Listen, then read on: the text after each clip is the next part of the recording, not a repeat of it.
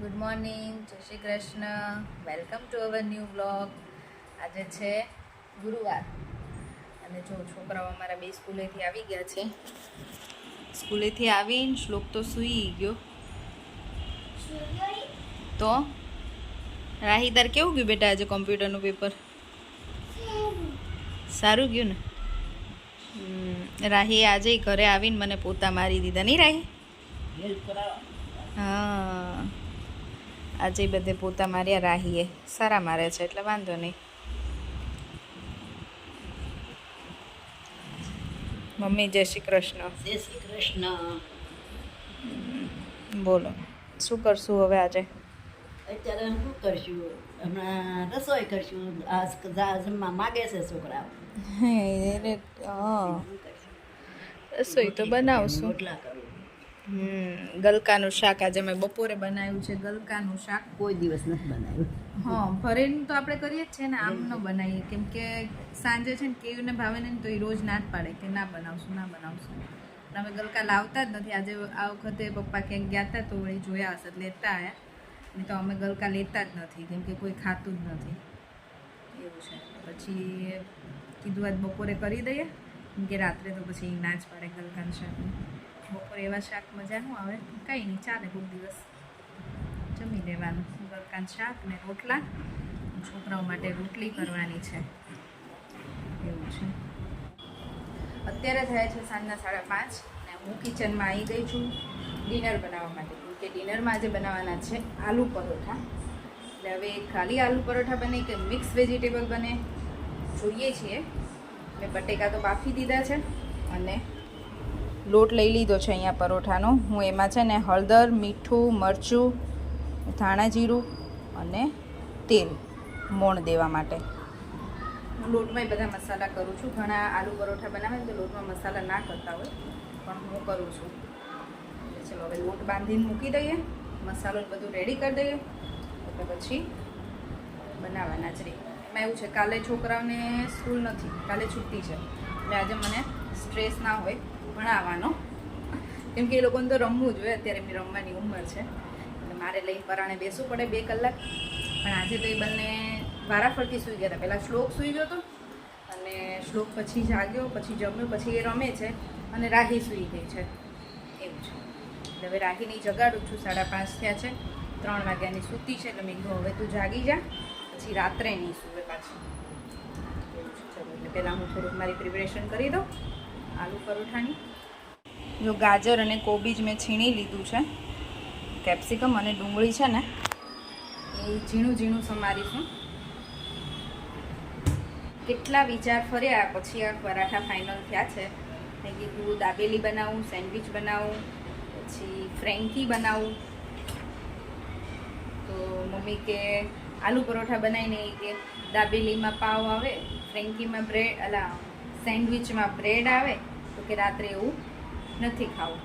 બધું સારું, ચલો તો પરાઠા બનાવી દઈએ. અને વહેલા એટલે બને છે કેમ કે મમ્મીએ કાલે મીઠા વગરનું ખાધું હોય આખો દિવસ. પછી બપોરે એકટાણું કરવાના હતા. મેં કીધું તમારે રાત્રે કંઈક ખાવાની ઈચ્છા હોય તો બપોરે એકટાણું ના કરશો, રાત્રે કરજો, તો રાત્રે કંઈક બનાવશું તો તે સારું. એટલે એમને બપોરે ના જમ્યા હોય તો ત્યારે વહેલા બનાવી દઉં ને તો એમને ભૂખ તો લાગી જ હોય તો વહેલા જમી લે. એટલે આજે વહેલા કિચનમાં છીએ. ચલો ફટાફટ સમારી રેડી કરી દઉં. બધું કેવું કલરફુલ રેડી છે શાકભાજી. આની અંદર તમે પનીર નાખી શકો. પનીર તમને ભાવતું હોય ને તો પનીર નખાય, પણ અમને કોઈને પનીર આવી રીતે પરાઠામાં નથી ભાવતું એટલે હું નથી નાખતી. પનીરનું શાક જ ભાવે છે ખાલી. હે ને ગટિયા? મજા પડશે ને આજ તો? ચલો હવે આને છે ને જો મેં તેલ મૂકી દીધું છે થોડું, ખાલી આને તેલમાં સાંતળી દેવાનું છે થોડુંક કાચું પાકું. મેં આમાં છે ને આદુ લસણ નાખીને વઘાર કર્યો છે. ડુંગળી અને કેપ્સિકમ પહેલાં નાખ્યા હતા, પછી થોડા સતળાઈ ગયા ને પછી ગાજર અને કોબીજ નાખ્યા છે. અને આને મીડિયમ ગેસ પર છે ને થોડું સાંતળી દેવાનું, પછી બાકીના મસાલા કરવાના. અમે છે ને બધા મસાલા એડ કરી દીધા છે. હળદર, મીઠું, મરચું, ધાણા જીરું અને થોડો ગરમ મસાલો. પરાઠા માટેનો સ્ટફિંગ અમારું રેડી છે. હવે ગરમ ગરમ પરાઠા બનાવીએ. મસ્ત છે ને ગરમા ગરમ અમારા પરોઠા બનવા માંડ્યા છે મસ્ત, બિલકુલ ફાટતાય નથી અને મસાલો પણ બધાને સરખો થઈ જાય છે. જો પરોઠું છે ને આમાં ને આમાં ફૂલાઈ ગયું છે. તમારું પરોઠું આવી રીતે સરસ આખું ફૂલાતું હોય ને એનો મતલબ એવો છે કે મસાલો આખા પરોઠામાં બરાબર થાય છે. કોઈ એક જગ્યાએ મસાલો ને એક જગ્યાએ લોટ રહે ને તો આવું પરોઠું ના ફૂલાય. જો પરોઠા બનાવતા બનાવતા અમારે બ્રેક પડી ગયો. આજે સાચું ગેસની લાઈન બંધ થઈ ગઈ છે. જો આ તો મારું અધૂરું રહ્યું, શેકાયું નહીં પૂરું. એક શેકાઈ ગયું હોત તોય સારું હતું, મેં છોકરાઓનું તો થઈ જાય. મમ્મી ને પપ્પાને પહેલા બેસાડ્યા. કેવા બને મમ્મી પરોઠા? મસ્ત બન્યા છે. મજા આવી? હા પણ ગેસ બંધ થઈ ગયો નહીં?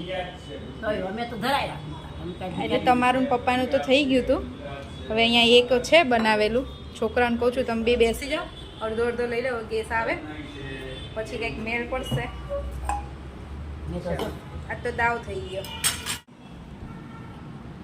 પાછો અડધી કલાક પછી ગેસ ચાલુ થઈ ગયો છે. અમે બનાવી દીધા પરોઠા અને હવે હું ને કેવું બેસી ગયા. નહીં કેવું બરાબર? મસ્ત બન્યા છે ને? તો કાનાએ આલુ પરોઠા મોર્નિંગમાં હતા. કાનાભાઈ બનાવ્યા હશે. ના એ એમને કોઈની એમના જોડે આંટી છે ને હા. જેની ત્યાં રહી છે ને એમને આપ્યા હતા એમને હા. સવારમાં.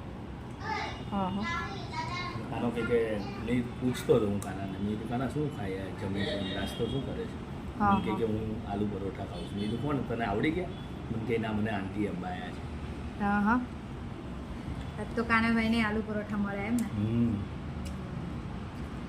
ચલો કિચન ક્લીન કર્યું અને વાસણ કર્યા. એ પતાવીને રૂમમાં આવીએ ને તો જો અમારા છોકરાનો પથારો પાથરેલો જોઈ અને રમતા હોય આખા ઘરમાં, એટલે કેટલું કચરું કર્યું હોય આ બધું હવે પાછું એ સરખું કરવાનું. કિચનનું પતાવીને હોલમાં આવીએ તો હોલ સરખો કરવાનો. હજી હું આ પતાવીને પાછી રૂમમાં જઈશ બેડરૂમમાં તો ત્યાંય કંઈક ને કંઈક કર્યું હશે એટલે એ કરવાનું. બે છે ને રમ્યા રાખે ઘરમાં પણ ઉથલ પાથલ કરી દે. પછી નીચે રમવા જવું હોય ને એટલે બધું સરખું ના મૂકે. જો ઘરમાં ને ઘરમાં હોય ને તો પાછા સરખું મૂકતા જાય એવું છે. અને આજે મારે વહેલા ફ્રી થવું હતું. વહેલા મેં રસોઈ ચાલુ કરી. મેં કીધું આજે કામ વહેલા પતી જશે, જમીને વહેલા ફ્રી થઈ જશું. તો આજે જ ગેસની લાઈન બંધ થઈ ગઈ. મારી જોડે તો આવું જ થાય. જે દિવસે મારે વહેલા ફ્રી થવું હોય એક દિવસે મારે મોડું થાય. 9:30 થઈ ગયા છે આજે એવું છે. ચલો હવે આટલું કામ પતાવી ફટાફટ થોડી વાર ચાલવા જવું છે. એવું તો નીચે જતા રહ્યા છે, જમી વેઇટ કરે છે મારો. અને પછી ના કેયુર અને પપ્પા, હા કેયુર અને પપ્પા બહાર ગયા છે ચપ્પલ લેવા માટે. અને કાલના બ્લોગમાં રાહી કામ કરે છે એવો બ્લોગ હતો, ફોટા મારે છે એવો. એટલે ભાવિકા શાહની કોમેન્ટ હતી કે પૂરી જિંદગી કામ કરવાનું જ છે તો અત્યારે ના કરાવો. કામ કરાવવામાં એવું નથી કે એને કોઈ પ્રેશર નથી કે કામ કરવાનું જ. મારું એવું છે કે એને બધું શીખવાડવાનું. અને એને પોતાને હવે એમ એવું થાય છે કે હું કામ કરું એમ. એટલે હું એને એવું પ્રેશર નથી કરતી કે તારે આ કામ કરવું જ પડશે. એને જ્યારે મન હોય, જ્યારે ઈચ્છા હોય ત્યારે જ કરે. બાકી અમે કહીએ ને તોય ના પાડી દે છે. એટલે એવું નથી. અને મને ખબર છે કે એક ટાઈમ પછી હવે અત્યારે આપણે આખી જિંદગી કામ કરવાનું જ છે. આપણને મજા હોય ના હોય કે કંઈ પણ હોય, આપણે કામ કર્યા વગર છૂટકો જ નથી. એમ એ મોટી થશે તો એને એવું જ છે.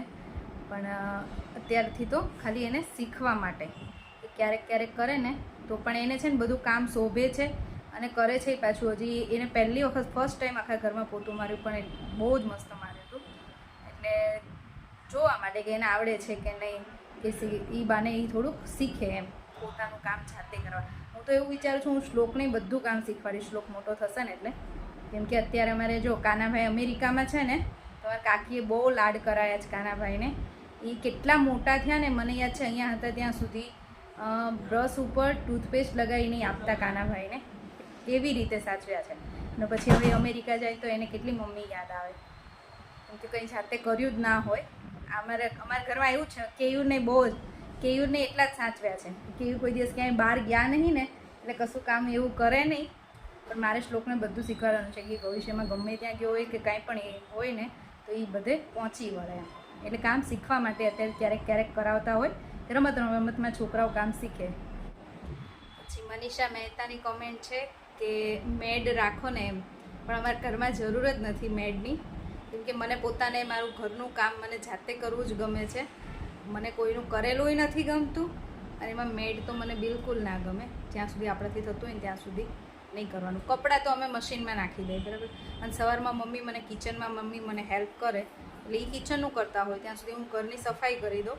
એટલે અમારે મેડની જરૂર જ નથી. અને હું ઘરે રહું છું, હું કંઈ જોબ કે એવું કંઈ કરતી હોય તો જરૂર પડે તો રાખવી પડે, પણ હું ઘરે રહું છું એટલે હું બધું કામ અમે પહોંચી જઈએ છીએ. એટલે અમારે મેડ રાખવાની જરૂર નથી. આ તો છોકરાઓને શીખવાડવા માટે ક્યારેક ક્યારેક કરાવીએ છીએ. અને જો કેયુર આવી ગયા છે. લીધા પપ્પાના ચપ્પલ લઈ આવ્યા ને? જો આના ચપ્પલ લેવા ગયા હતા ને, લઈને આવી ગયા છે. પપ્પા નીચે બેસી ગયા છે ને. હવે આપણે જવું છે વોક કરવા. ચલો જઈએ. જો અમે લોકો છે ને ચાલી ગયા હતા, ચાલીને આવ્યા અને પછી પાછા છોકરાઓને લઈ આઈસ્ક્રીમ લેવા ગયા. હવે આઈસ્ક્રીમ લઈને આજે આઈસ્ક્રીમ બહાર નથી ખાધું, અમે ઘરે લઈને આવ્યા છીએ. મમ્મી ને પપ્પા તો સૂઈ ગયા છે, એ લોકો કાલે ખાશે, અમે તો આજે ખાવાના છીએ. બરાબર ને રાહી? બહુ ગરમી છે ને આજ તો.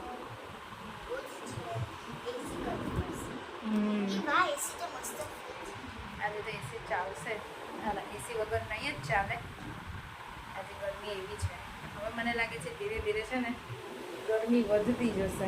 અને ગરમી વરસાદ આવશે તો ઓર મજા આવશે. ગરમીમાં ન હોય બેટા, પહેલાં તો ગરમી પડશે બરાબર, હજી 2-3 મહિના પછી વરસાદ આવશે. રાહી, રાજકોટથી છે ને આપણે યુનિવર્સ છે, એમનું નામ પલ્લવી છે, એમને કીધું છે રાહી અને શ્લોકને બેસ્ટ ઓફ લક એક્ઝામ માટે. Thank you. ચલો થેન્ક યુ કોમેન્ટ કરવા માટે. અને બસ હવે આજનો વિડીયો અહીંયા જ પૂરો કરીશું. ફરીથી મળીશું નવા વિડીયો સાથે. ત્યાં સુધી બાય બાય, ગુડ નાઇટ, જય શ્રી કૃષ્ણ. વિડીયો ગમ્યો હોય તો like, share and subscribe. Bye. Thanks for watching.